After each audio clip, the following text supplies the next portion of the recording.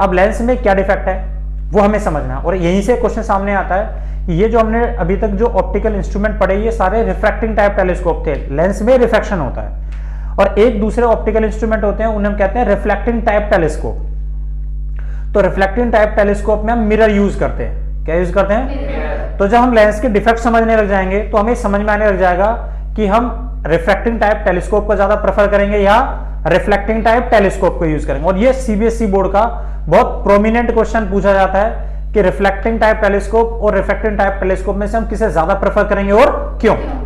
तो यहां से शुरू करते हैं। सबसे पहली बात हम लेंस के डिफेक्ट के बारे में समझते हैं। This is the defect of the lens. और लेंस में सबसे जो मेन डिफेक्ट मिलते हैं वो दो तरह के मिलते हैं। तो देखिए डिफेक्ट ऑफ लेंस, इसमें जो सबसे पहला डिफेक्ट होता है उसे कहते हैं स्फेरिकल एब्रिएशन।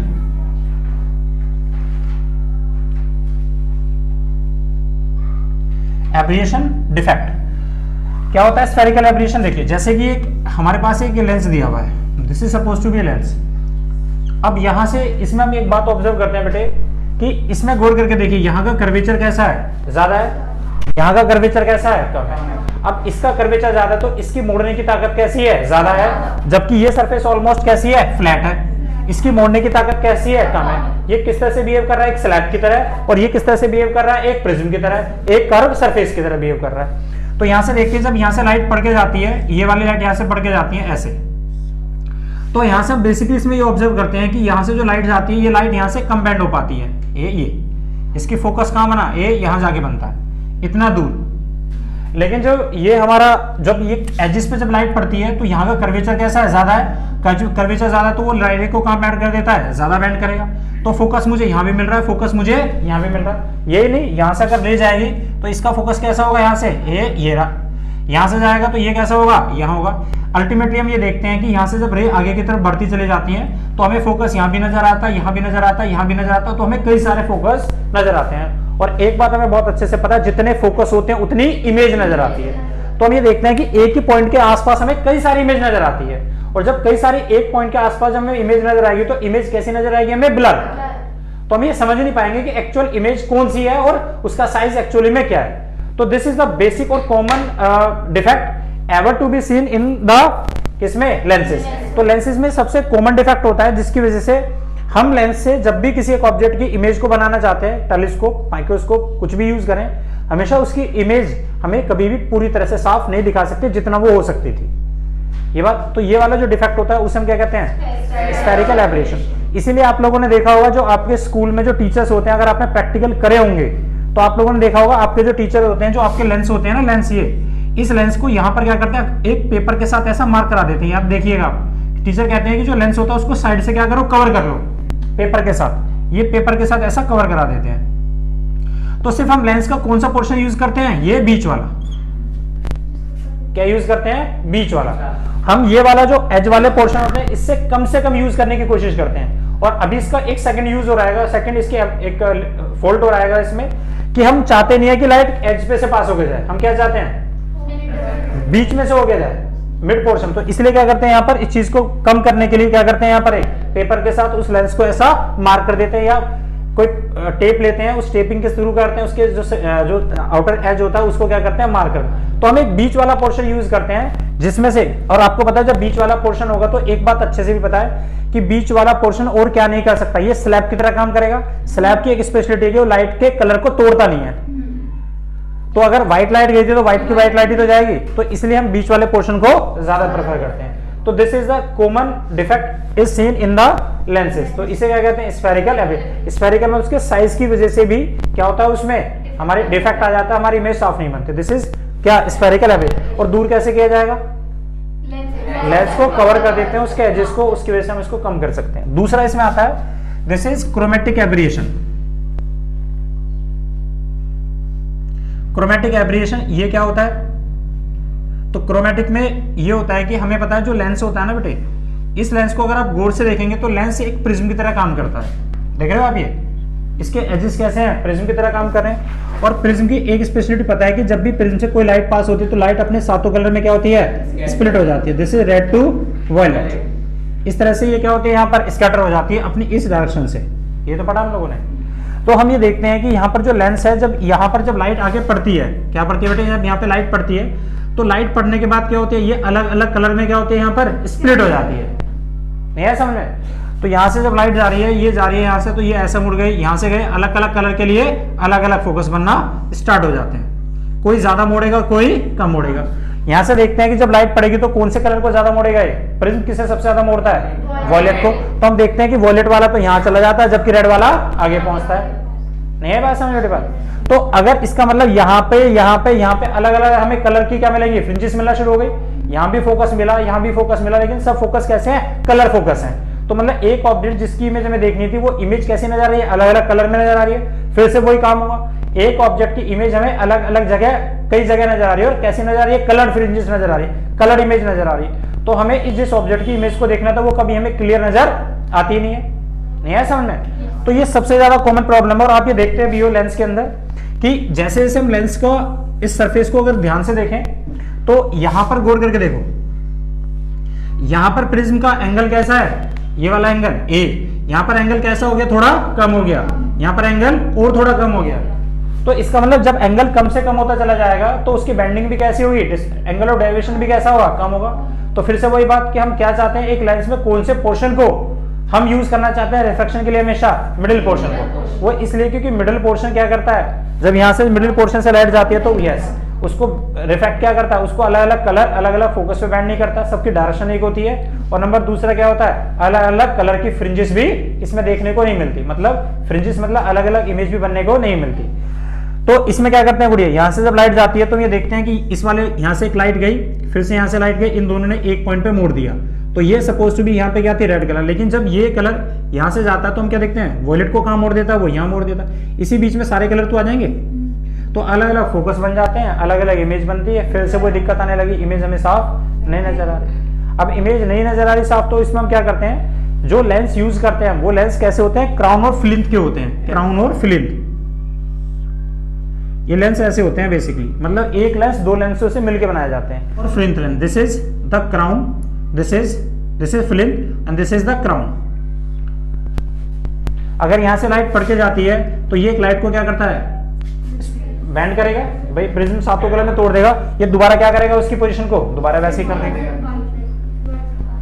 तो इसलिए यहां पर क्या करते हैं, क्राउन और फ्लिंट की मार्किंग कर देते हैं। ऐसा नहीं भी हमारे पास अवेलेबल है, तो यहां पे इसको ऐसा लगा देते हैं, दिस इज क्राउन और flint, this is flint, this is flint. Flint थोड़ा ज्यादा मोड़ता है, क्राउन थोड़ा कम मोड़ता है।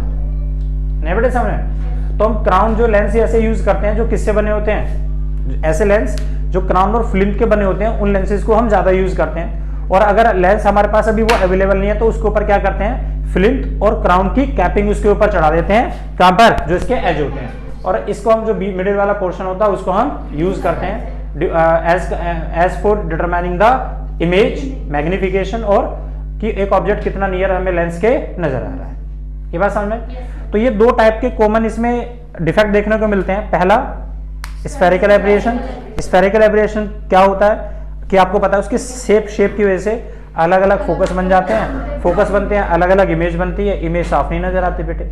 उसे दूर करने के लिए क्या करते हैं, उसके आउटर एज को मार्किंग कर देते हैं, पेपर के साथ मार्क कर देते हैं। दूसरा क्रोमेटिक एब्रेशन होता है, उसमें जो इमेज बनती है, क्योंकि एक लेंस एक प्रिज्म की तरह ही काम करता है।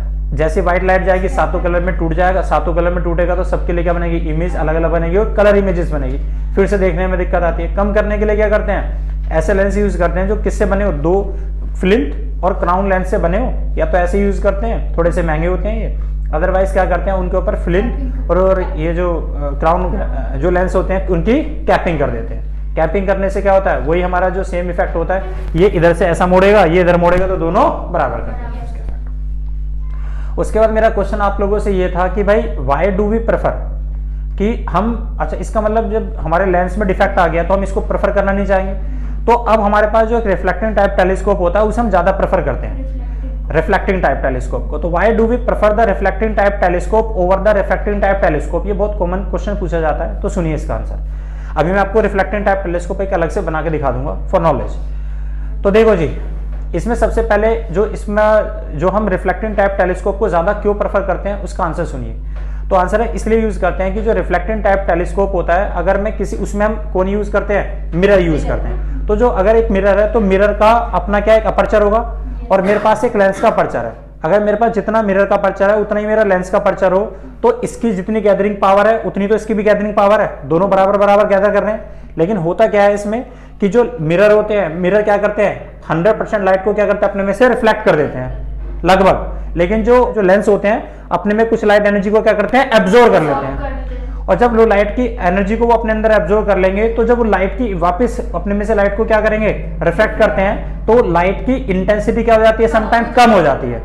नहीं है समझ में? तो लेंस जो होते हैं वो 100% लाइट को क्या करते हैं, अपने में से रिफ्लेक्ट आउट करके इमेज जो बनाते हैं वो शार्प इमेज बनाते हैं, बिल्कुल क्लियर इमेज बनती है। लेकिन जो लेंस होते हैं, लेंस क्या करते हैं, उनमें से कुछ अमाउंट ऑफ इंटेंसिटी को गैदर तो बराबर कर रहे हैं, लेकिन उसमें से कुछ एब्जॉर्प्शन बढ़ जाता है, जिसकी वजह से इमेज हमें साफ नहीं नजर आती है। नंबर दूसरा, ये बात तो समझ में आई ना। नंबर दूसरा ये होता है कि जो ये लेंसेज होते हैं, लेंसेज में क्या होता है, तो आंसर लेंसेज में क्रोमेटिक एब्रेशन होता है, जबकि मिरर में क्रोमेटिक एब्रेशन होता नहीं है। नंबर दूसरा, जो मिरर होते हैं उनमें और क्या नहीं होता, तो आंसर स्फेरिकल एब्रेशन नहीं होता, जबकि उसमें होता है। और नंबर चौथी बात कि जो लेंसेज होते हैं, लेंसेज ये बेसिकली दो सरफेस से मिलकर बनते हैं। अरे एक ग्लास दो ग्लास मिलकर बनाते हो, इसका मतलब जो लेंसेज होते हैं वो कैसे होते हैं, बल्कि होते हैं साइज में, बल्कि मतलब बहुत बड़े बड़े होते हैं। इनका जो साइज होता है लगभग 1 से 1.5 मीटर का साइज होता है। अगर हम टेलीस्कोप यूज करते हैं, 1.5 मीटर का टेलीस्कोप यूज होता है ऑब्जेक्टिव लेंस, और इसका साइज कैसा है, बहुत बड़ा। और आपको पता है बेसिकली लेंस किससे बनते हैं, ग्लास। ग्लास क्या है, स्टोन। और आप इस ग्लास को उठाओगे ना 1.5 मीटर को, तो इतने भारी होते हैं कि ये पोर्टेबल और इतने आसानी से इसको आप ले जा नहीं सकते हैं। इनकी हेल्डिंग क्या होती है, बड़ी मुश्किल होती है। हेल्डिंग समझते हो, इधर से इधर आप इसको ले जा नहीं सकते। तो नंबर नेक्स्ट क्या है, जो लेंसेज होते हैं आर बल्कि इन साइज, बल्कि इन साइज में बल्कि होते हैं। And their framing is very difficult. इसको जब हमें लेंस की फ्रेमिंग करनी पड़ती है, उनको लगाना पड़ता है, जब टेलीस्कोप बनाते हैं, माइक्रोस्कोप बनाते हैं, तो उनकी फ्रेमिंग करने के लिए, उनको एडजस्टमेंट करने के लिए बड़ा मुश्किल होती है। और हैंडलिंग कैसी है इनकी, बहुत मुश्किल है। नहीं है बेटे समझ? जबकि मिरर में क्या होता है, एक सरफेस होती है, और ऐसा इतना ज्यादा जो इसमें मेहनत करनी पड़ती है, भारी नहीं होता, तो आसानी से हैंडलिंग भी हो जाती है। और नंबर पांचवी और सबसे अहम बात, जो लेंसेज होते हैं वो कॉस्टली होते हैं। लेंसेज कैसे होते हैं, कॉस्टली।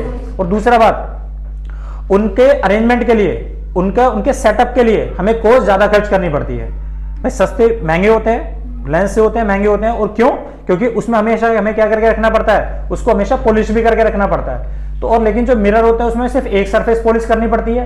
अरे एक कलर को हम ओपेक कर देते हैं, पीछे से कलर कर देते हैं, दूसरी सरफेस ऐसी रहती है। तो जो लेंसेज होते हैं, लेंसेज की कॉस्ट बहुत ज्यादा होती है, इसलिए इनको बनाने के लिए जो हम इक्विपमेंट इससे बनाते हैं वो कैसे होते हैं, हमेशा महंगे होते हैं। और जो वो होते हैं हमारे क्या कहते हैं, जो सिंपल मिरर होते हैं वो कैसे होते हैं, चीपर होते हैं, इसलिए वो हमारे लिए बढ़िया रहते हैं। हैंडलिंग आसानी से हो जाती है, अवेलेबिलिटी बहुत बढ़िया होती है, काम अच्छा करके देते हैं, कोई डिफेक्ट है नहीं इसमें। तो why what we basically prefer, reflecting type telescope को हम ज्यादा प्रेफर करेंगे किससे, रिफ्लेक्टिंग टाइप टेलीस्कोप से। चलें एक मैं आपको दिखाता हूं कैसे ग्रेन टाइप टेलीस्कोप वो कैसा होता है। सिंपल देखिए जी,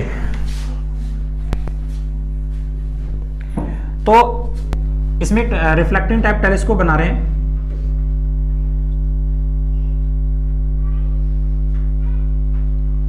कौन सा, ये कैसे ग्रेन, एक साइंटिस्ट थे कैसे ग्रेन जिन्होंने ये दिया था। इसमें हम करते हैं क्या, देखिए ये हमारे पास ये दो कनकेव मिरर है हमारे पास।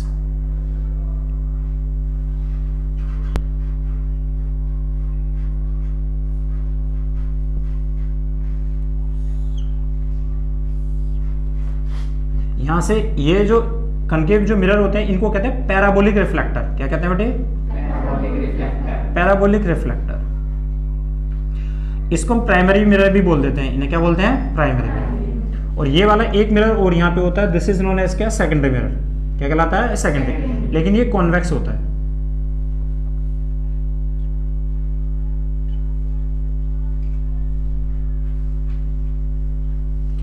अब देखो इसमें होता क्या है, इसमें ये होता है बेटे कि यहां से रेडिएशंस गई,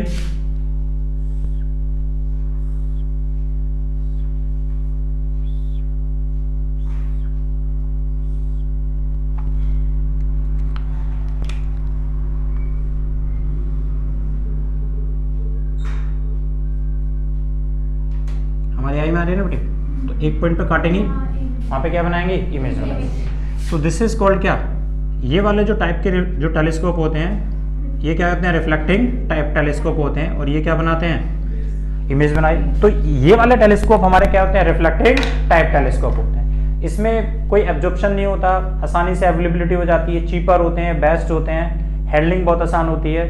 तो why do we not prefer this, सब कुछ तो अच्छा है इसका, तो हम इसे ज़्यादा प्रेफर करते हैं रिफ्लेक्टिंग टाइप टेलीस्कोप को। ठीक है बेटे, थैंक यू वेरी मच।